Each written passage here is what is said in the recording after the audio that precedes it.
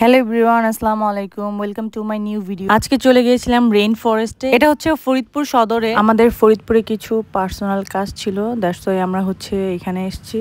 এখানে ঢুকে ভাবলাম আপনাদের সাথেও প্লেসটা শেয়ার করি যে ফরিদপুরেও সুন্দর সুন্দর ঢাকার মতো রেস্টুরেন্ট রয়েছে। জায়গাটা বেশ বড়।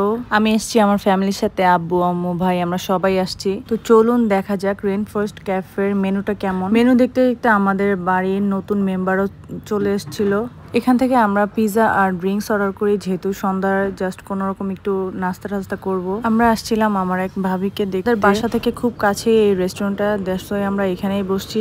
ভিতরের জায়গাটাও সুন্দর থাকায় আমাদের বেশ ভালো লাগছিল এখানে। আমাদের সবার একসাথে মাওয়া ট্যুরও দেওয়া হয়ে গেল।